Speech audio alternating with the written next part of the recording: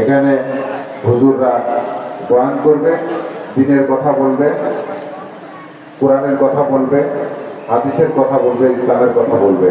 আপনারা সেটাই শুনতে এসেছেন।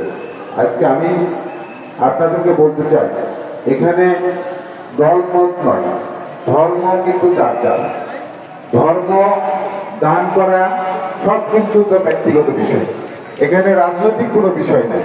সেই কারণে যার যার জায়গা থেকে ধর্ম পালন করতে হবে এবং ধর্মীয় প্রতিষ্ঠানগুলোকে সহযোগিতা করতে হবে, যেন আমাদের দ্বীন এবং ইসলাম আমাদের পার্থিব জগতে এবং পরজগতে যেন আমরা সকলেই এইটা সুফল কিনা আমরা যেন পাই। সেই কারণে সকলকে আন্তরিকভাবে রাজনৈতিক উদ্যোগ উঠে রাজনৈতিক চেতনার বাইরে গিয়ে আমাদেরকে ধর্মগুলো পালন করতে হবে, কারণ আমরা ধর্ম সাথে করে নিয়ে এসেছি, রাজনীতি কিন্তু আমরা সাথে করে নিয়ে আসি নাই।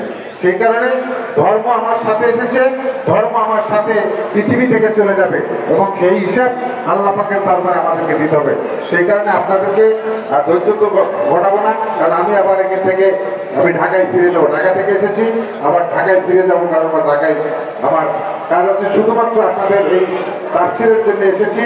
আমি আমার ব্যক্তিগত পক্ষ থেকে এই মুহূর্তে আমি 20,000 টাকা আমি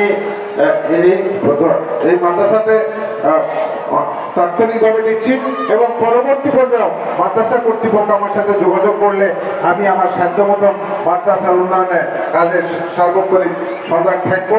এই আশাবাদ ব্যক্ত করে আপনাদের ধৈর্য না ঘটিয়ে আমি আমার বক্তব্য শেষ করছি। সবাইকে ধন্যবাদ। আসসালামু আলাইকুম।